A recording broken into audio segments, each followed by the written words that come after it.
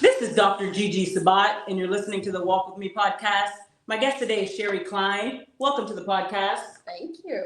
You're welcome. So excited to be here. Likewise, it's I such feel an honor. honored. Thank you. Tell us a little bit more about you and where are you from originally? Originally in New York State, rural country. And then I became a nurse and I had 3 kids and we moved a couple times, ending up in Florida about 40 some years ago. Awesome. So I became a nurse practitioner and I retired from the VA. Tell us a little bit more about that experience, retiring. Good question. So I wanted to retire from the VA. I loved my veteran patients and I loved everything I did at the VA. I did all kinds of things. I worked in ICU a lot. I then started telehealth programs in 2000. And I wrote some grants and we started some programs that were amazing for the patients and the facility. It really made a difference. And then the programs rolled out all over the United States.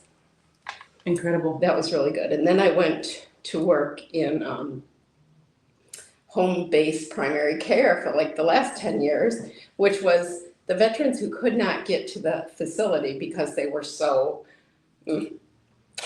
debilitated for the most part. They weren't all end of life, but they were just so debilitated they couldn't get to the facility. So I did that and the paperwork was just horrendous. I would stay and work on a consult for someone for sometimes hours afterwards just to get them something better. So I retired as soon as I could. Awesome. Because of the paperwork. What message do you have for an individual in a similar situation? Maybe they're even thinking about retirement. Yeah. Well, make sure you have a plan. People who just retire and really don't do anything, I just don't get that because we have to stay active and we are here to serve people. And that part of me never changed. So when I retired, I had a plan. I just always wanted to continue serving people and helping people live their best till their last breath. So the day I did retire, as much as I wanted to retire, and I turned in my badge and I walked out away to my car, I was crying my head off. Why? It was so emotional that, the bittersweetness of it all. I guess there was a little bit of fear that I wouldn't be able to use my purpose as much or something. And yeah, but I just kept busy. Sheri, thank you for sharing that with us. Tell us a little bit more about some of the challenges that you face in this lifetime. Oh.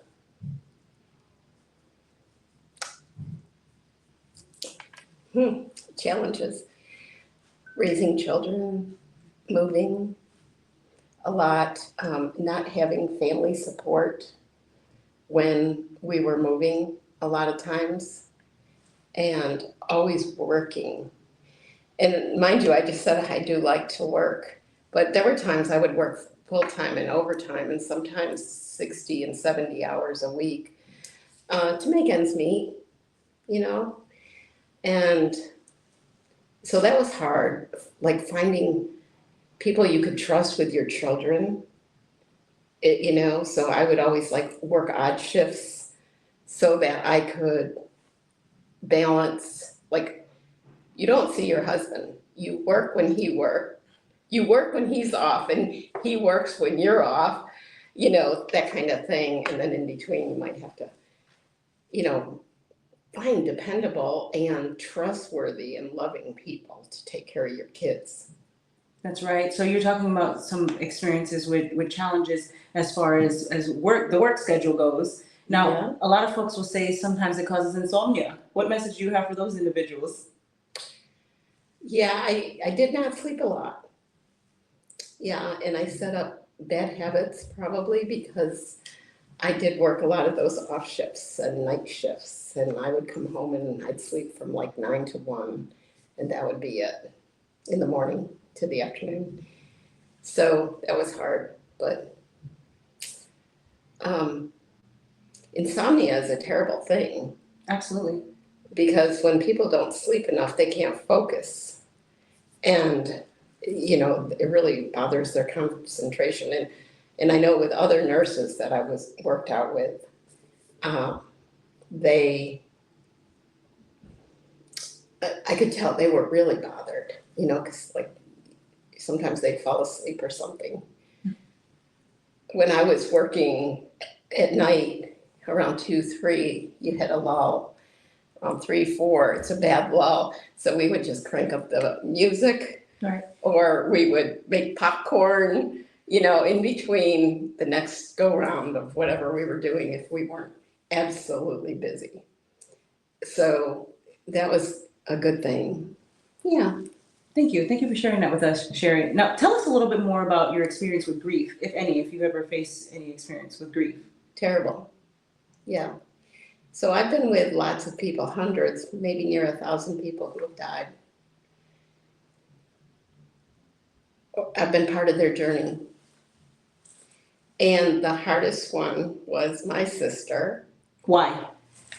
Because I felt that she didn't get to, I felt she was tortured more than she needed to be by the medical system.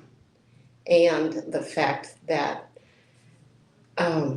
she just wasn't given the opportunity to grieve or to consider that the end of her life was coming near.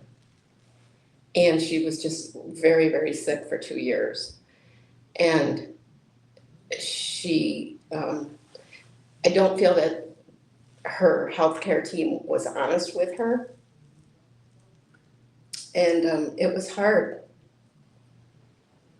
What message do you have for an individual who's in a similar situation right now, who really feels like it's the end? They're grieving so much that they feel like their life is about to end. Okay, the person who's left and is grieving. Correct. Yeah. So I think it's hard, and everybody's going to take their own journey with this, and it's going to get worse, and it's going to get better, and it's going to get worse, and it's going to get better. And it doesn't last a year, like some people say. I mean, it's, like I say, it's a roller coaster. Right. But pull out the good things. The reason you're grieving is because you loved that person so much. And instead of focusing on the bad parts of the issue, what you're missing, or in my case, what I just told you, I wish I could have done a better job. That sounds a little like guilt, doesn't it? Very hard on yourself. So, but there's whatever the negative is about it, make a list of the good things and turn to those good things. Like in my case, I'll turn to the good times we had, or how special she was and the things she taught me, or just, there is an endless list of good things. I loved her, she loved me, we had a great connection, that connection will never end. So I think it's really important, instead of just dwelling and focusing and getting stuck in the cyclone of the bad negative feelings, try to fill your cup, so to speak, with the good thoughts. Love that. And take time to heal. Everyone's healing journey is truly unique. Mm-hmm. And thank you for sharing your journey with us. I appreciate that. Now tell us a little bit more about your faith, and how has your faith assisted you in regards to your grief and overcoming grief? Yeah, it definitely has, because I'm a Christian. I was raised a Christian, so there was really not too much thought outside the box, And as I'm with more and more people who go through that journey and they end their life and they move on, it becomes more real. Some of the people will actually tell me that God is waiting for them, or they're going to be with God, or they saw him, or they saw angels, or they saw people who passed before them. And I take that all as a very strong, that the spirit is, it's just everlasting. And we are just a body, and we got the spirit in us. And like my father-in-law just died. I'm so sorry. My condolences to you and your family. And he was so prepared to leave. And some of the last words he said was, I'm going to sleep tonight. Last night I slept and you all tried to wake me up, and God was trying to take me, and I was trying to go with him. And tonight I'm going to sleep and I'm not going to wake up. And that's what happened essentially. It was like he told us that God was there 2 nights in a row. What did you all do after he said those statements to you all? What did you all do? I just knew it was real, and we had already given him permission to go on, and we'd all be okay and that kind of thing, and said, it's okay. And It's okay. It's okay. Yeah, your time has passed here and you get to move on. I'm so sorry, and that's not easy at all. I know, because I've lost loved ones as well. We just lost my aunt as well, and I've lost uncles. I've lost other aunts as well who were dear to my heart. It makes it easier though when the person is ready and they have a faith. It makes it so much easier. And it makes it easier for them in their journey, I think. And it also makes it easier for us, the people who are left behind. So it's not only our faith, but their faith too, Absolutely. Meet people where they are. Mm-hmm. Very important. And let's talk about your role as a business owner now, and as a leader. What does it truly mean to you, leadership? Well, as a nurse, nurse background, clinical background, I just have the heart to help people. I think, like my maiden name is Hickey, which in Ireland it means healer. And I think that's kind of interesting because I didn't name myself that. Who named you that? My father, that was his name. Right. I grew up a Hickey. I didn't know what that meant though until later. And so I don't have a lot of business sense, business background. I mean, I can run a household really well. I can do that. So being a business owner is really a challenge, but I'm not going to let it get me down.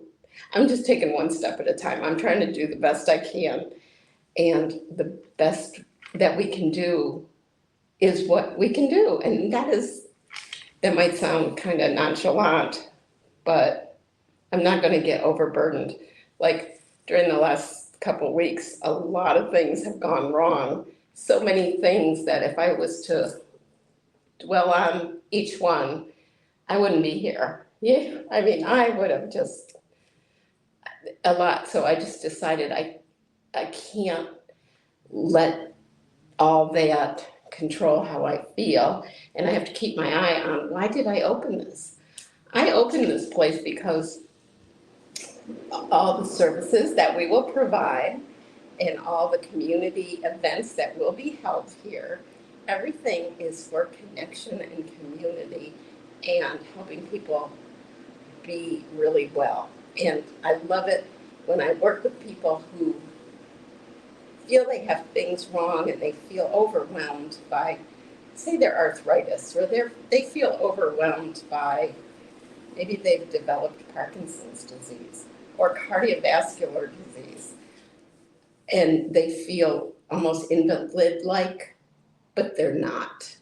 So I love to work with people and then give them that empowerment where they do function better. And working as a nurse, I always had programs like that. I would run programs that people couldn't believe how well they could feel after feeling bad for like 20 years sometimes. Wow, absolutely amazing. And let's talk about your role as a speaker because you travel often to speak. You recently spoke at our second annual Global Warriors Conference. Tell us a little bit more about your experience. Oh my gosh, Gigi, that was amazing that you invited me to do that. And I'm a speaker who just speaks from the heart. I really do. I can tell. I can write out a program. I could write out a PowerPoint. But I'm going to just speak from the heart. And you did just that. So what I did was I looked around the room and I just felt I was connecting with everybody in the room. I love that. And I was reading how they were taking what I was saying and if I could say the next thing or if I needed to say more or less. And yet I also am a person who is not really that tactful. I haven't learned that because I'm very real. And I usually will just say things the way they are. Good. But I say it with love. Good. Because I'm not going to say things just to be hurtful. But if it's something that I think needs to be said, I'll say it with love. Awesome. So. What's your word of the year, Sheri? Connection. Connection. Mine's is serve. Okay. Yeah. Tell us why. Why did you choose connection? Only if you will tell me. Absolutely. Okay. I love helping others. I love serving others and assisting others any way that I can. Yeah. It's the same every year. I know as cliche as it sounds, it's serve every year. That's okay because I just asked you what your word was to explain it more. And that's because we have a really good connection here. Yes, we do. Because earlier, that's what I was saying. I just think we're all here to serve each other. Yes, ma'am. And we're here to connect. And without people around us, wouldn't life be boring or useless or purposeless? So, yeah, I'm not out to save the world, so to speak. I'm just out to make a difference for one person at a time. That's awesome. And you're doing just that. And I'm grateful for all that you do on the front lines. Bless your soul. Do you have any last words for the audience? Just move your body. Treat your body like it is the temple that it really is. And oftentimes we have more power over how we feel, how we heal. We have more power than most people really believe. And the medical world, I love it. I love it. But sometimes that's not the only answer. And I think knowing, really digging deep, asking a lot of questions. And like they always say, body, mind, and spirit. No, I think it's spirit, mind, and body. That's spirit, mind, and body. And that is going to go up right over there. Absolutely amazing. And what Sheri's pointing out in her office here is the wall, correct? Yeah. You're pointing out to the wall here.